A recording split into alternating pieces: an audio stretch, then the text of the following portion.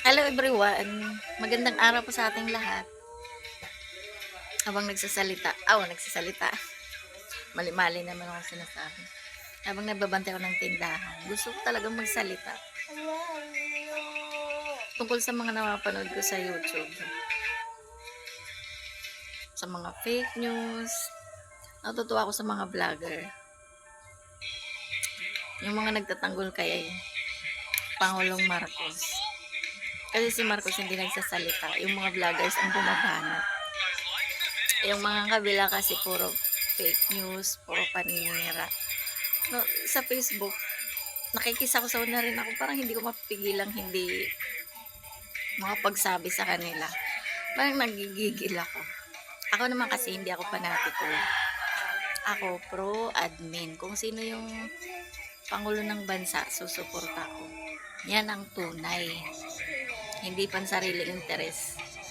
Ang dapat sa ating mga mamayang Pilipino magtulungan para umangat ang bansang Pilipinas. Hindi yung hihilain yung Pangulo ng Pilipinas para bumaba.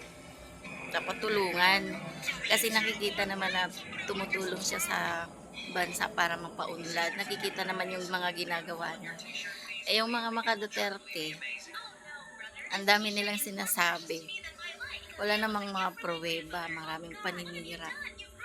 Kaya sabi ko, mga taong to, tinutuwa ko sa mga vlogger na pro-BBM, yung pro-admin. Kasi pinagtatanggol nila yung bansa at saka yung Pangulo. Kasi tahimik lang, hindi bumabana.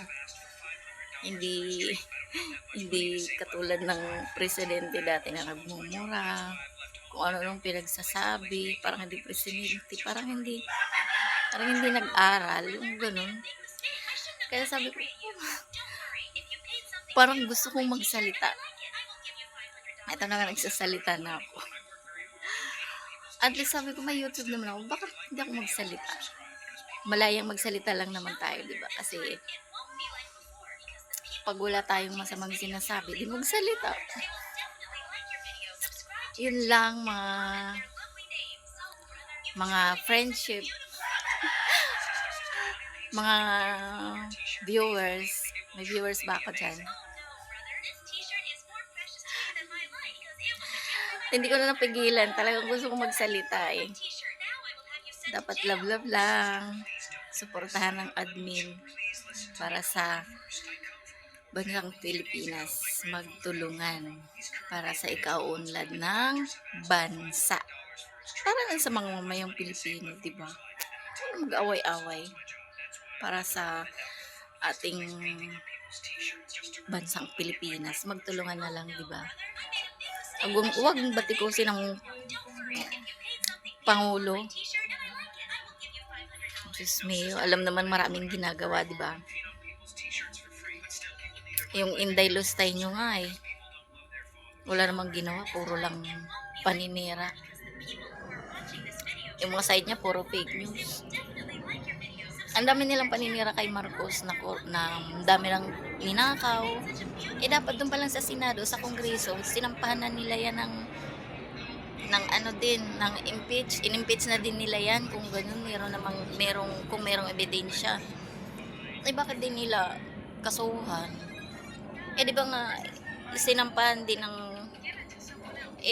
nireklamo din ng Duterte at si BBM. Tinagyan naman ng ombudsman yata yun o yung Korte Suprema kasi nga walang basis, walang matibay na ebidensya. Bakit sila puro paninira, diba? Kaya tuloy nakakarma sila. Alam mga kababayan, mga viewers, thank you. Nagkapagsalita na ako. Sabi ko gusto talaga magsalita.